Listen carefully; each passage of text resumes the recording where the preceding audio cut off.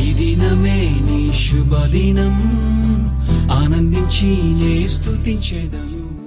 Praise the lord, హల్లెలూయా. దేవుని నామానికి మహిమ ఘనత ప్రభావాలు కలుగును గాక. ప్రియమైన దేవుని బిడ్డలారా, ఎలా ఉన్నారు? మరొక దినానికి ఈ యొక్క ఉదయకాల సమయమున ఎవ్రీడే లవ్ వర్డ్ ని వినుటకు సిద్ధముగా ఉన్న మీ అందరికి కూడా ప్రేమపూర్వకమైన ఆహ్వానాన్ని తెలియజేస్తూ, ఈ దినము కొరకు దేవుడు మనకు అనుగ్రహించిన ఆ జీవవాక్కు ఏంటో మనము చక్కగా విందాం. మీరందరూ కూడా శ్రద్ధగా ఉన్నారని, దేవుని వాక్యాన్ని వినుటకు చాలా వేగిరపడుచు ఉన్నారని, దేవుడి యొక్క శుభవచనమును, ఈ యొక్క వాక్యాన్ని మీ అందరికి కూడా ఆయన తెలియపరచబోతూ ఉన్నాడు. దేవుని దృష్టిలో మనం ఏమై ఉన్నామో ఈ యొక్క వాక్యం ద్వారా మనం తెలుసుకోబోతున్నాం. దేవుని నామానికి మహిమ ఘనత ప్రభావాలు కలుగును గాక. వాక్యం ఇలా సెలవిస్తుంది. ఆయన గలిలయ సముద్ర తీరమున వెలుచుండగా సీమోను సహోదరుడగు ఆంద్రేయయు సముద్రములో వలవేయుట చూచెను. వారు జాలరులు. దేవుని నామానికి మహిమ ఘనత ప్రభావాలు కలుగును గాక. ఇక్కడ దేవుని వాక్యము ఏం సెలవిస్తుంది అంటే, సముద్రములో వలవేయుట చూచెను అని మనము దేవుని వాక్యంలో చూడగలం. మరి ఎవరు చూశారు? అందుకే దేవుని వాక్యం మరలా చెప్తుంది, ఆయన సీమోనును అలాగే ఆంద్రేయను వీరు వలలు వేస్తూ ఉండగా వీరిని చూచాడు. ఆయన ఎవరో కాదు, నజరేయుడైన యేసు క్రీస్తే. దేవుని నామానికి మహిమ ఘనత ప్రభావాలు కలుగును గాక. ఇంకా లోతుగా గనక మనము వెళ్ళగలిగితే, ఇది మత్తయి సువార్త 4వ అధ్యాయము 13వ వచనం నుండి 22వ వచనం వరకు కూడా ఈ యొక్క సంపుటి మన కొరకు వాక్య గ్రంథంలో వ్రాయబడి ఉంది. దేవుని నామానికి మహిమ కలుగును గాక. అలాగుననే ఇప్పుడు మనం చూచినట్లుగా మార్కు 1వ అధ్యాయము 16వ వచనంలో కూడా ఉంది. ఈ యొక్క కాంటెక్స్ట్ అంతా కూడా డీటెయిల్ గా మనం గనక చదవాలి అని అనుకుంటే, ఇది 16వ వచనం నుండి 20 వరకు ఉంటుంది. అందుకే మనము 16 చదువుకొనగా మనం 20 వరకు దీన్ని కొనసాగిద్దాం. యేసు, నా వెంబడి రండి, నేను మిమ్మును మనుష్యులను పట్టు జాలరులనుగా చేసేదనని వారితో చెప్పెను. వెంటనే వారు తమ వలలు విడిచి ఆయనను వెంబడించిరి. 19వ వచనం ఇలా అంటుంది. ఆయన ఇంకా కొంత దూరము వెళ్లి జెబెదయి కుమారుడగు యాకోబును అతని సహోదరుడగు యోహానును చూచెను. వారు దోణిలో ఉండి తమ వలలు బాగు చేసుకొనుచుండిరి. 20 వెంటనే ఆయన వారిని పిలువగా వారు తమ తండ్రి అయిన జెబెదయి దోణిలో జీతగాండ్ర యొద్ద విడిచిపెట్టి ఆయనను వెంబడించిరి. ఆయన అంటే యేసుక్రీస్తే. దేవుని నామానికే మహిమ ఘనత ప్రభావాలు కలుగును గాక.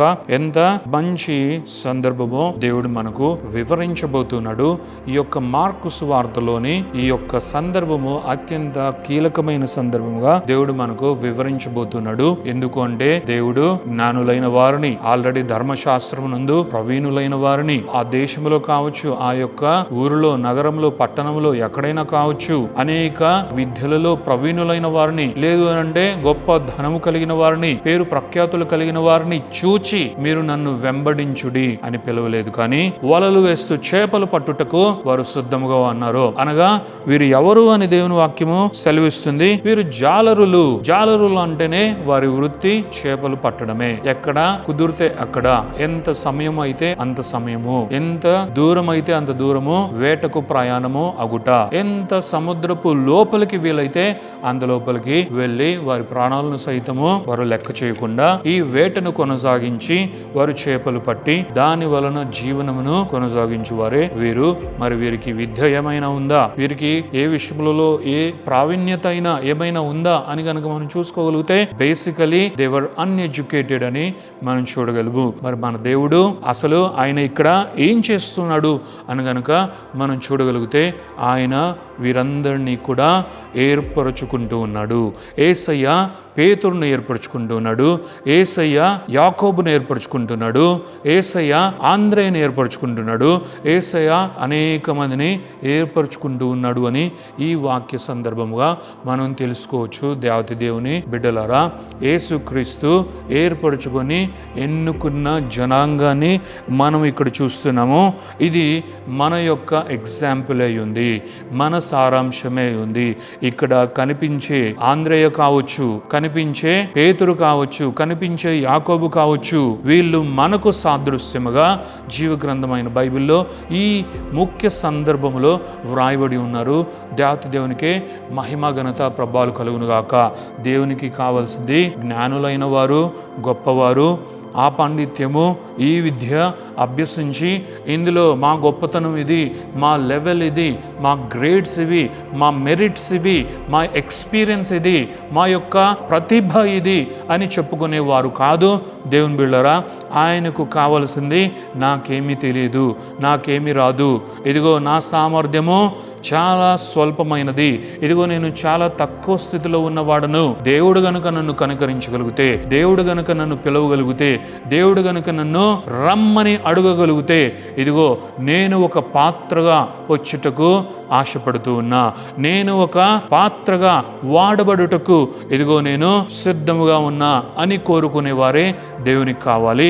ఇక్కడ మనం అదే చూడగలము. వీరు జాలరులు అయినా వీరు వారి యొక్క ఏదైతే జీవనానికి సంబంధించింది ఉందో, వారి వృత్తికి సంబంధించింది ఉందో, యేసుక్రీస్తు పిలిచిన తరువాత కూడా ఇదిగో మాకు అవసరం లేదు, నిన్ను వెంబడిస్తే మాకేమొస్తుంది, నీ వెనకాల మేమొస్తే మాకేమొస్తుంది, ఇవన్నీ కూడా వదిలిపెట్టాలి కదా, మేము రాము, మాకు తినడానికి లేదు అంటే మా కుటుంబాలను చూసుకొనుటకు మాకు చాలా కష్టము కాబట్టి మేము రాలేము, ఇదిగో ఇవన్నీ కూడా మాకున్నాయి, సారీ అని చెప్పి ఉండొచ్చు. కానీ అలా చేయలేదు ప్రియులారా. అనగా వీరు జీవాధిపతి అయిన, సర్వంభవుడైన, సర్వశక్తిమంతుడైన యేసుక్రీస్తు పిలిచిన వెంటనే, యేసుక్రీస్తు అడిగిన వెంటనే నన్ను వెంబడించండి అని యేసుక్రీస్తు అడిగిన వెంటనే వీరు అన్ని వదిలిపెట్టి వారికి ఉన్నవన్నీ కూడా పక్కన పెట్టి యేసుక్రీస్తును వెంబడించారు. యేసుక్రీస్తుకు అందుకే వీరు కావాలి, యేసుక్రీస్తుకు అందుకే వీరి లాంటి ఎవరైనా కావాలి అని దేవుడు ఈ సందర్భంగా మనకు తెలియపరుస్తున్నాడు. అనుకుందాం,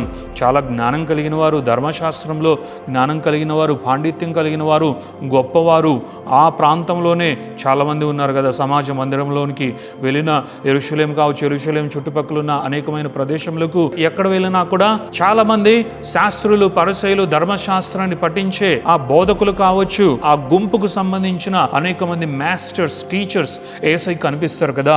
మరి ఎందుకు యేసయ్య వీరినే నమ్మాడు, వీరే కావాలని కోరుకున్నాడు, వారిని ఎందుకు పిలవలేదు, వారి యొద్దకు ఎందుకు యేసయ్య వెళ్ళలేదు అని అంటే యేసుక్రీస్తు వారిని వాడుకోకూడదు అని కాదు, వారి విశ్వాసము దేవుని యందు శూన్యము అని యేసయ్యకు తెలుసు కాబట్టి వారు దేవుని పేరిట ఒక మతపరమైన ఆచారాన్ని వారు వెంబడిస్తున్నారు, ఆచారాన్ని వారు చేస్తున్నారు, కానీ నిజమైన దేవుని యందు విశ్వాసము వారికి లేదు. కాబట్టే యేసుక్రీస్తునందు కూడా వారు విశ్వాసం ఉంచరు అని యేసుక్రీస్తుకు తెలుసు. కాబట్టి ఎవరైతే దీనులై ఉన్నారో, ఎవరైతే యేసుక్రీస్తు పైని విశ్వాసం కలిగి ఉండగలరు అని యేసయ్యకు తేట తెల్లమైందో వారిని ఆయన ఎన్నుకోవడం జరిగింది. They are the chosen ones. దేవత దేవునికి మహిమ, ఘనత, ప్రభావాలు కలుగును గాక.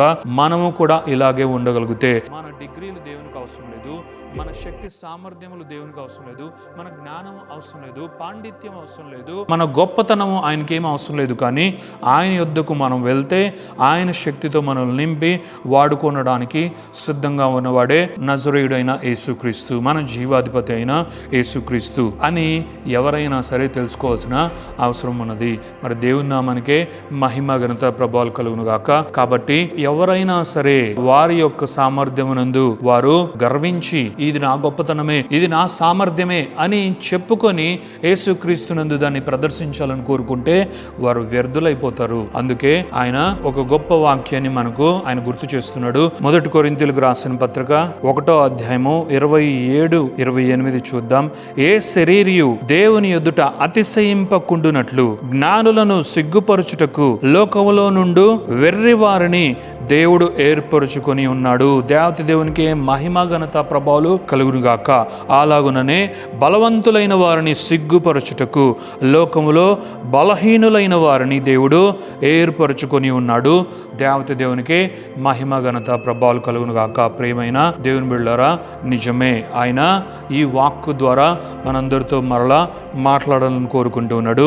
ఆయన అంటూ ఉన్నాడు, ఎవరు కూడా వారి శరీర సామర్థ్యము, ఆ క్రియలు, వారి ప్రతిభను బట్టి అతిశయపడకూడదు. అందుకే దేవుడు జ్ఞానులను సిగ్గుపరచుటకు అజ్ఞానంతో ఉన్న వారిని ఆయన ఎన్నుకున్నాడు, ఏర్పరచుకున్నాడు. గొప్పవారిని సిగ్గుపరచుటకు ఏమీ లేని వారిని ఆయన ఎన్నుకున్నాడు, ఏర్పరచుకున్నాడు అన్న లేఖనము ఎంత సరి అయిన మాట, ఎంత సరి అయిన వాక్కు. కాబట్టి ఈ దినమున మనము నేర్చుకోవాల్సింది, మనం తెలుసుకోవాల్సింది, దేవుని యొద్దకు మనము తగ్గించుకొని రావాల్సిన అవసరం ఉన్నది. ఆయనకు అన్నీ ఉన్నవారు అవసరం లేదు. ప్రియమైన దేవుని బిడ్డలారా, ఏమీ లేనివారే కావాలి ఆయనకి. నీకు ఏమీ లేదా, అయితే నీవే కావాలి. నీవే ఈ దినమున చోజన్ వన్గా అయ్యే స్థితి ఉంది. దేవుడి బ్లెస్సింగ్ని నీ జీవితంలో విప్పాలని కోరుకుంటున్నాడు. నీకు ఏమీ లేదు అని బాధపడద్దు. ఏమీ లేదా, నీవే దేవుని దృష్టిలో ఈ దినమున చోజన్ వన్గా అయ్యేదవు. దేవుడు నిన్ను పిలుస్తున్నాడు, నీతో మాట్లాడుతున్నాడు. ఆయన యొద్దకు నీవు, ప్రభువా ఇదిగో నేను ఈ విధంగా ఉన్నాను, అయితే నేను ఇదిగో నాయన, ఇదిగో తండ్రి నీ యొక్క చిత్తంలోకి రావాలని కోరుకుంటున్నా. నాకేమీ లేదు, కానీ ఇదిగో తండ్రి నీవు నన్ను బ్లెస్ చేస్తావా, ఇదిగో నీవు నన్ను నింపగలుగుతావా, ఇదిగో నీవు నన్ను ఎన్నుకుంటావా, ఏర్పరచుకుంటావా అంటే తథ్యమే ఆయన నిన్ను స్వీకరించి నిన్ను గొప్ప చేయుటకు సిద్ధముగా ఉన్నాడు. నీవు ఆయన వైపు చూడు. అందుకే దేవుడు ఇక్కడ వాక్యములు కనుక చూడగలిగితే ఆయన వారిని చూచాడు అని దేవుని వాక్యం సెలవిస్తుంది. Hour God is not blind, he is seeing at you, he is looking at you, he is observing you. కానీ నీవు ఎప్పుడు ఆయన స్వరాన్ని వింటావా? ఆయన నీ వైపు చూస్తున్నాడు, కానీ నీవు కూడా తిరిగి ఎప్పుడు ఆయన వైపు చూచి ప్రభువా అని నీ రెండు చేతులు చాపి ఇదిగో తండ్రి నన్ను టోటల్గా స్వీకరించండి అని నీవు చెప్పగలవో ఆయన నీ కొరకు వేయించేయుచున్నాడు. దేవుని నామానికే మహిమ ఘనత ప్రభావాలు కలుగును గాక. ప్రార్థించుకుందాం. Thank you father, thank you Jesus, thank you holy spirit God. దేవ మీకు వందనాలు, యేసయ్య మీకు వందనాలు, పరిశుద్ధాత్మ దేవ మీకు మహిమ ఘనత ప్రభావాలు చెల్లిస్తున్నాం. ఈ యొక్క శుభదినాన్ని బట్టి నాయన యొక్క నాయన ఇదిగో తండ్రి నాయన ఉదయకాల సమయాన్ని బట్టి కృతజ్ఞతాస్తుతులు చెల్లిస్తున్నాం. నాయన జాలరులుగా ఉన్నవారిని నాయన వలలు వేసి నాయన వేటకు నాయన ఇదిగో తండ్రి అలవాటైన వారిని మీరు చూచారు నాయన. ఇదిగో తండ్రి నాయన ఆ యొక్క ఊరిలో ఉన్న నాయన ఇదిగో శాస్త్రులను పరిశీల వైపు కాదు నాయన, అక్కడే ఉన్న నాయన ఇదిగో తండ్రి నాయన ధర్మశాస్త్ర నిపుణులు, నైపుణ్యులు, ఇదిగో నైపుణ్యత కలిగిన వారు, ఇదిగో పాండిత్యం కలిగిన వారు, గొప్ప బోధకులైన వారి వైపు మీరు చూడలేదు. ఏమీ లేదు అనుకున్న వారి వైపు చూచారు నాయన. ఇదిగో తండ్రి నాయన వీరు నా మాట వినగలరు, నా యందు విశ్వాసం ఉంచగలరు, నేనేదైనా ఇవ్వగలిగితే స్వీకరించగలరు, నేను ఇవ్వగలిగితే నింపగలిగితే నింపుకొనగలరు అన్న వారి వైపే మీరు చూచినందుకు వారిని మీరు పిలిచి నన్ను వెంబడించుము అని నాయన వారితో చెప్పినట్లుగా ఇదిగో నాయన ఈ మెల్లనైన స్వరము ఎదుగో నాయన ఎంతోమంది నాయన ఇంకా మిమ్మలను వెంబడించని అనేకుల కొరకై ఉన్నది. అనేక మంది ఈ స్వరాన్ని విని ఈ తక్షణమే ఇప్పుడే నాయన మిమ్మల్ని వెంబడించెదరుగాక, మీ నామాన్ని మహిమపరచెదరుగాక.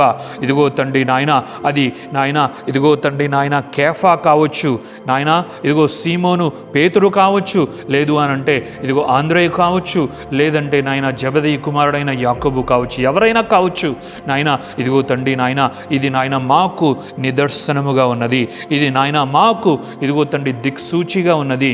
మేము కూడా వీరి వలె మీ మాటను విని అన్నీ వదిలిపెట్టి మిమ్ములను వెంబడించవలసిన వారమై ఉన్నాము ఆయన. తద్వారా మీ యొక్క పనిలో పాల్గొనవలసిన వారమై ఉన్నాము.